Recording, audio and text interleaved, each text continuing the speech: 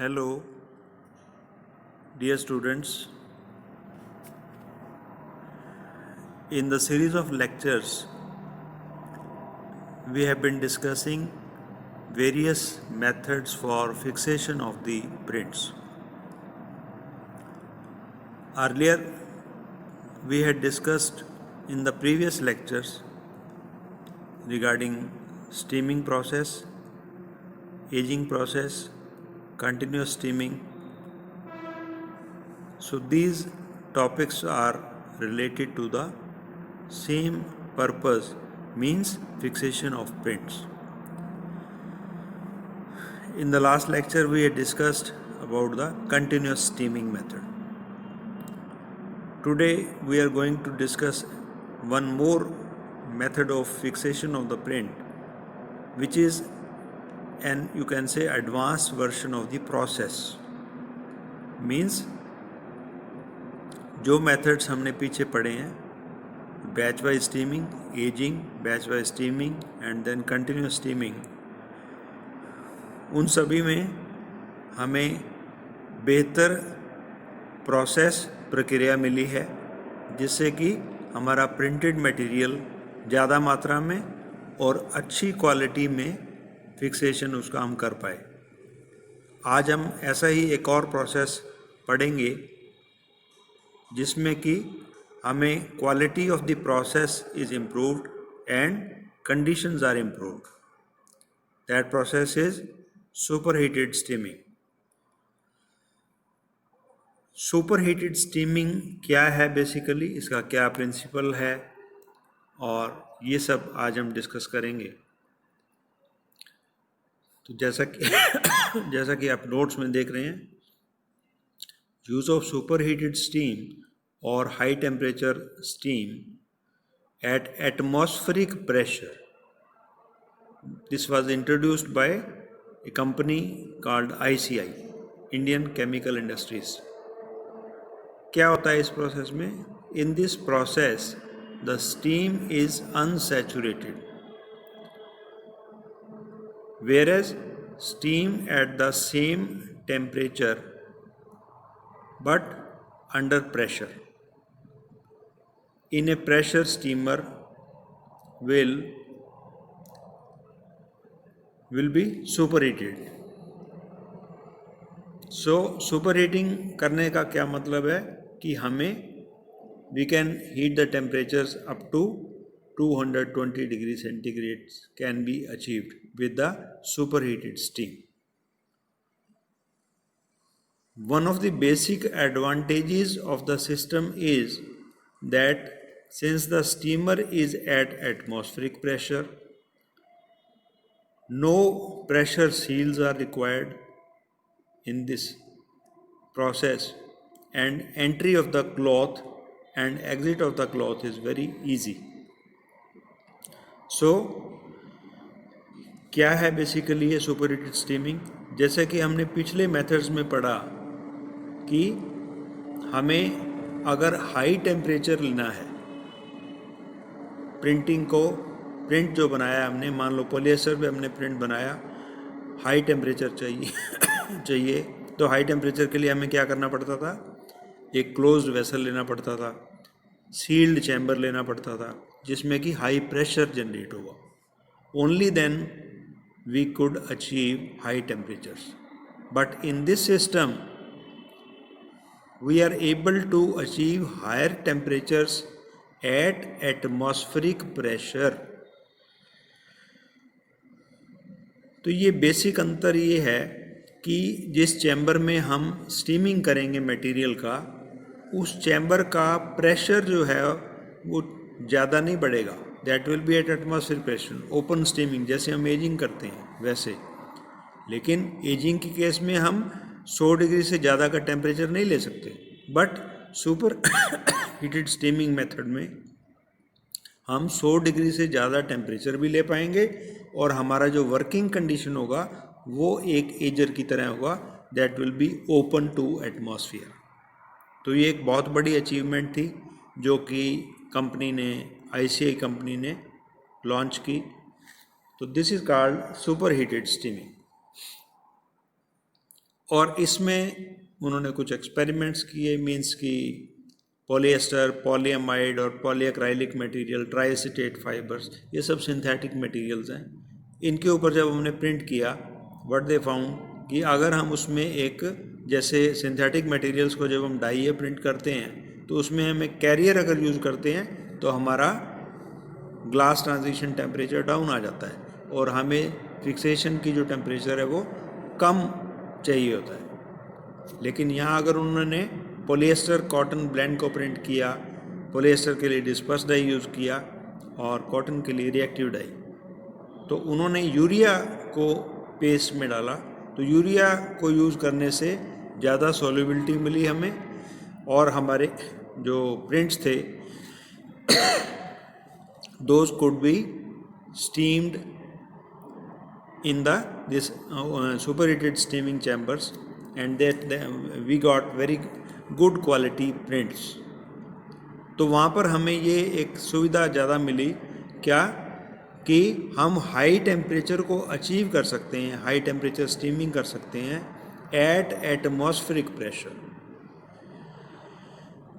तो पहले वाले जो हमने कंटिन्यूस स्टीमर पढ़ा, बैच वाइज स्टीमर पढ़ा, और आज जो पढ़ रहे हैं सुपर हीटेड स्टीमिंग के लिए हाई टेम्परेचर, इनको भी हाई टेम्परेचर स्टीमिंग बोलते हैं। तो ये इनमें अंतर ये है कि पहले वाले स्टीमर्स में हमें हाई प्रेशर रखना पड़ता था हायर टेम्परेचर लेने के लिए, लेकिन आज जो हम पढ़ रहे हैं उसमें हमें हायर टेम्परेचर भी अचीव हो जाता है और हमें हायर प्रेशर रखने की भी ज़रूरत नहीं पड़ती। तो ये एक बहुत बड़ा एडवांटेज है। तो इसी चीज़ को डिस्कस करते हुए ये नीचे आपको नोट्स में as it is visible to you, advantages of high temperature steaming with super heated steam. Super heated steam जो है वो मीन्स टेम्परेचर जो है आपका जितना चाहो उतना रख सकते हो, 100 रख सकते हो, 110 रख सकते हो, 120 up to 180, and your pressure of the chamber, steaming chamber will be not more than the atmospheric pressure. It will be like open steaming. तो advantages क्या हैं? As you are is visible in the notes. Number 1, high production rates are obtained. जैसे कि देखो हमारा अगर working easy हो जाता है, हमारा वर्कमैन जो है उसको कोई हैजर्ड नहीं है, मीन्स उसको कोई डर नहीं है, तो आपकी वर्किंग कंडीशंस इजी हो जाती है। तो high production rates are obtained specially where a continuous steaming process replaces a batch wise steaming process. तो जहाँ पर भी हमने कंटिन्यूस स्टीमिंग करना है तो उसमें अगर हम सुपर हीटेड स्टीमिंग लेंगे, हाई टेम्परेचर स्टीमिंग लेंगे, तो वहाँ पर हमें प्रोडक्शन जो है वो ज़्यादा मिलेंगी। Number 2, the operating costs are lower. मतलब स्टीमर को चलाना और स्टीमिंग करना, ये प्रोसेस, इसकी कॉस्ट जो है वो कम हो जाएगी, including the use of steam. Means steam को यूज़ करके अगर हम फिक्सेशन कर रहे हैं तो हमारी ऑपरेटिंग कॉस्ट जो है वो कम हो जाएगी। Number 3, lower man power is enough. मतलब स्टीमर पे आपको बहुत ज़्यादा लोग, ऑपरेटर, हेल्पर, बहुत ज़्यादा लोगों की ज़रूरत नहीं है। We can achieve aging also, we can achieve steaming also, and that also under safe conditions. Number 5, smaller floor space are required. मतलब हमें जगह जो है वो बहुत कम चाहिए, ज़्यादा जगह नहीं चाहिए। Number 5, better color value and consistency of shade reproduction are achieved. माने जो डाई हमने प्रिंट पेस्ट में यूज़ की है उसकी क्वालिटी, उसका जो यूज़ है, मतलब उससे जो कलर वैल्यू हमें मिलती है, जितना हमें प्रिंट नज़र आता है, जितना कलर हमें नज़र आता है वो ज़्यादा मिलता है। कलर वैल्यू उसको बोलते हैं। मानो कि हमने जैसे 50 ग्राम्स डाई डाला तो 50 ग्राम के अकॉर्डिंग हमें शेड नज़र आएगा, तो that is colour realisation, colour value बोलते हैं उसको, ठीक है।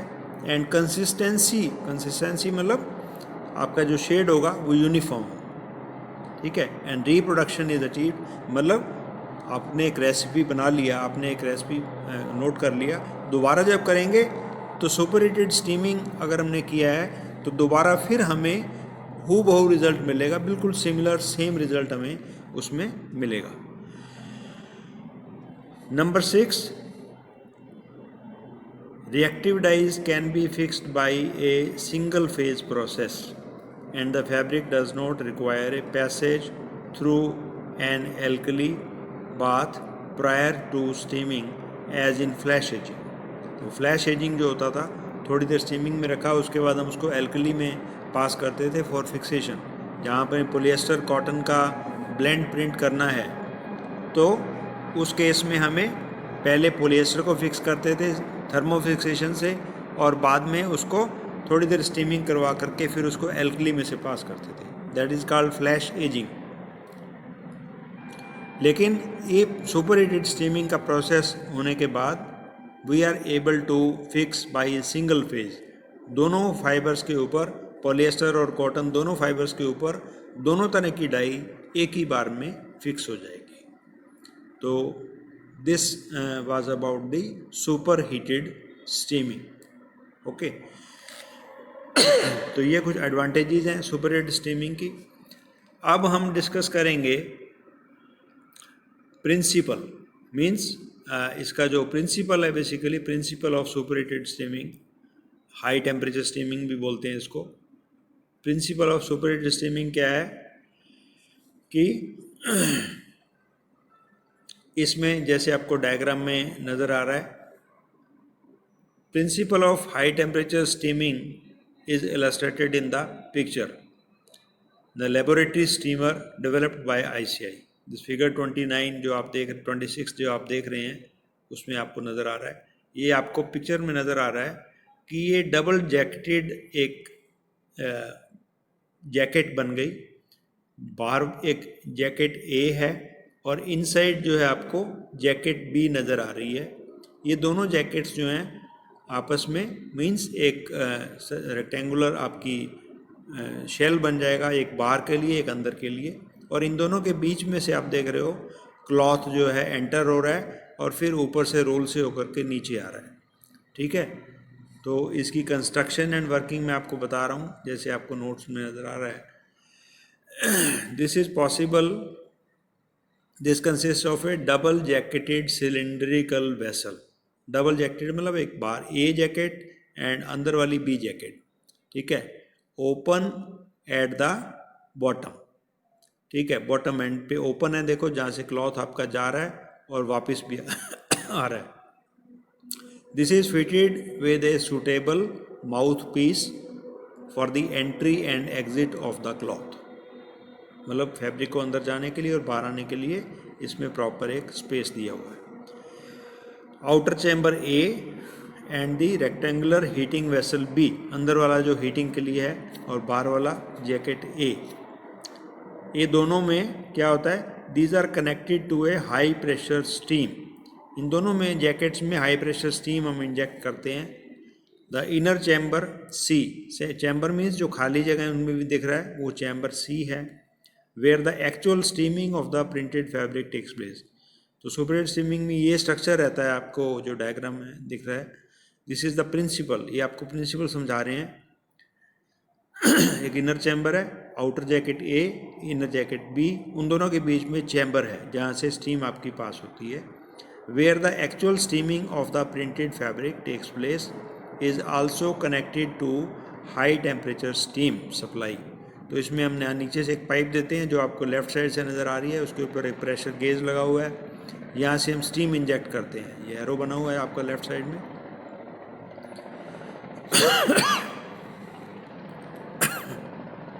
Steam supply feeding both inner and outer chambers are fitted with pressure valves. ये प्रेशर वाल्व आपको लेफ्ट साइड में नज़र आ रहा है D के पास, और D इज़ थर्मोमीटर. ठीक है, D जो है थर्मोमीटर आपको नज़र आ रहा है. तो ये चैम्बर्स का टेम्परेचर आपको मेज़र करने में मदद करता है. ठीक है, steam is injected through a perforated pipe. नीचे एक परफोरेटेड पाइप रखते हैं हम along the height of the steamer. ठीक है, thermometers D are provided at the top and the bottom of the steamer. एक राइट साइड में आप देख रहे हैं D जो थर्मोमीटर नज़र आ रहा है और एक लेफ्ट साइड में D नीचे की तरफ. Outer chamber A and the inner heater B keep the inner chamber C steam content super heated, मतलब यहाँ ये दोनों जैकेट्स के जो ए और बी में जो प्रेशर है उनको अगर हम वेरी करते हैं, उनको चेंज करते हैं, कम ज़्यादा करते हैं, तो उससे क्या चेंज होता है, जो सी चैम्बर में टेम्परेचर है उसको हम कंट्रोल कर सकते हैं। हम अकॉर्डिंगली उसका टेम्परेचर बढ़ा भी सकते हैं और कम भी कर सकते हैं। तो ये this is the basic thing कि यहाँ पर सुपर हीटेड स्टीमिंग ये जो चैम्बर बनाया है डबल जैकेटेड चैम्बर, इसका फ़ायदा ये है कि हम टेम्परेचर को कंट्रोल कर रहे हैं, लेकिन स्टीम जो इंजेक्ट कर रहे हैं स्टीमिंग के लिए वो एटमॉस्फेरिक प्रेशर पे है। ये एक बड़ी बात है इसमें। सुपर हीटेड इससे आपको टेम्परेचर कंट्रोल करते हैं and help the entering cloth to quickly attain the inside temperature. तो जैसे ही फैब्रिक एंटर होता है तो आपका फैब्रिक टेम्परेचर अचीव कर लेता है और साथ साथ आपका स्टीम भी मिल जाता है। तो तुरंत क्या होता है, उसमें आपका जो फिक्सेशन प्रोसेस है वो शुरू हो जाता है। ठीक है, rate of heating of the fabric in hot air and in super heated steam both at 180 degree centigrade in the presence and absence of the urea. इसमें मतलब यही है कि अगर हम यूरिया यूज़ करते हैं तो आपका रेट ऑफ हीटिंग जो है वो कंट्रोल कर सकते हैं और better penetration of the colour into the fabric. तो ये आपको स्ट्रक्चर नज़र आ गया कि सुपर हीटेड जो स्टीमर होगा, जिसमें super heated steaming, high temperature steaming हम लेंगे, this is the principle, this is the this diagram and this explain construction. ये आपको समझा रहे हैं कि इसका प्रिंसिपल ऑफ वर्किंग क्या है। मतलब डबल जैकेटेड हम इसमें चैम्बर बनाते हैं और बीच में जो चैम्बर आता है उसका टेम्परेचर हम कंट्रोल कर सकते हैं by varying the pressures in the two jackets A and B. Okay, so next I will show you the mechanism of the high temperature steam। अब इसमें काम कैसे करता है, क्या बेसिकली इसमें होता है, तो इसको बोलते हैं मैकेनिज्म, माने प्रक्रिया। हाई टेम्परेचर स्टीमिंग की प्रक्रिया क्या है, as it is visible to you in the notes on your screen, when the cloth comes in contact with superheated steam, its temperature quickly rises to 100 degree centigrade. It means क्या है कि temperature हमारे control में है। जैसे ही fabric उसमें enter होता है तो इमीडिएटली जो स्टीम का टेम्परेचर उसमें है वो इमीडिएटली फैब्रिक अटेन कर लेता है। तो टेम्परेचर आपका इमीडिएटली विद इन सेकेंड्स जो है वो 100 डिग्री पे पहुंच जाता है। Steam condenses on the cloth, जो स्टीम होती है उसका पानी बन जाता है फैब्रिक के ऊपर, and the temperature remains at 100 degree centigrade. ये बहुत बड़ी बात है। अब व्हेन आप देखें कि अगर स्टीम जो है वो फैब्रिक, ठंडे फैब्रिक के साथ मिलती है तो वहाँ पानी हो जाएगा, तो उसका टेम्परेचर डाउन होना चाहिए। लेकिन due to this control of temperature in that chamber C, हमारा टेम्परेचर वहाँ 100 डिग्री मेंटेन रहता है। यही एक बहुत बड़ी बात है सुपर हीटेड स्टीमिंग में। When the dried up thickener film gets moistured, मतलब उसमें नमी आ जाती है, and swollen, thereby activating the chemicals present in the thickener film and creates condition necessary for the transfer of the dye from the film to the fabric.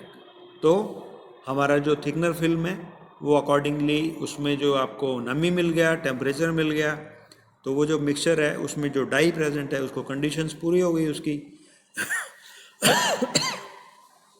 तो accordingly उसमें जो required conditions पूरी होते ही हमारी die transfer जो है fabric के अंदर होनी शुरू हो जाती है। If it dissolves in the water and forms a eutectic melt, अगर हम यूरिया उसमें यूज़ करते हैं तो वो थोड़ा सा उसमें जो डाई ट्रांसफ़र है वो और फास्टर हो जाती है। If we use the urea that is a hygroscopic agent, means moisture absorbing agent, अगर हम यूरिया यूज़ करते हैं उसमें तो वो ये यूटेक्टिक मेल्ट बन जाता है, मिक्सचर बन जाता है, जो पेस्ट प्लस में यूरिया उसमें डाला हुआ है, तो that will you can say transmit the dye to the fabric at a higher rate। तो इस मेल्ट में से डाई जो है आपके फैब्रिक के अंदर फास्टर रेट पे जाएगी। Also the eutectic melt evaporates faster than the water at 100 degree centigrade, resulting in increased rate of heating of the cloth। Means क्या है कि ये यूरिया जब हम यूज़ करते हैं तो इवेपोरेशन होता है उसमें, और वहाँ पर एक टेम्परेचर जो है वह फैब्रिक जल्दी अचीव करता है। तो this is the mechanism of high temperature steaming. तो आप इन नोट्स को भी पढ़ें, और I would request you to please listen to this lecture also, जिससे कि आपको ये नोट समझने में आसानी आए। And if you find it difficult to understand, we can take one more lecture live so that this point is understood by you. Okay, so today we had discussed about one of the most important methods of steaming or techniques of steaming, which is used for the fixation of the prints, that is superheated steam. ये concept क्या है? Basically concept is that for achieving higher temperatures we need not to increase the pressure of the vessel. तो ये एक बहुत बड़ी achievement है, जिससे कि हमारा वर्किंग कंडीशंस जो हैं वो बहुत आसान हो जाती हैं। और फिर ये हमने एडवांटेजेस डिस्कस किए हैं 1 to 6, you can study these advantages. तो इसमें हमें वर्किंग कंडीशंस अच्छी मिलती हैं, ऑपरेटिंग कॉस्ट कम आ जाती है, कम मैन पावर चाहिए हमें, और एरिया भी हमें कम चाहिए इस मेथड को इंस्टॉल करने में। मशीन को इस प्रिंसिपल पे जो बेस्ड मशीन होगी उसके लिए फ्लोर स्पेस भी कम चाहिए, और बेटर कलर वैल्यू मिलती है हमें। कलर का वैल्यू ज़्यादा मिलता है, मीन्स हमें हमारी कॉस्ट इफेक्टिव होता है उससे, और यूनिफॉर्म प्रिंटिंग होता है, यूनिफॉर्म फिक्सेशन होता है। और मोरओवर पॉलिएस्टर कॉटन ब्लेंड्स में सिंगल प्लेसेस से हमारा फिक्सेशन हो जाता है। और इसके साथ ही हमने ये भी डिस्कस किया कि mechanism means principle of superheated steaming क्या है, हाई टेम्परेचर स्टीमिंग क्या है, और उसमें कैसे काम करता है। तो ये आपको मैंने पूरा डायग्राम के साथ, और इसकी कंस्ट्रक्शन क्या है, कैसे डबल जैकेट हम इसमें यूज़ करते हैं, एंड उसके बाद आपको mechanism of high temperature steaming भी बताया। तो please go through it, listen to this lecture, and will meet again if required. Okay, thank you very much.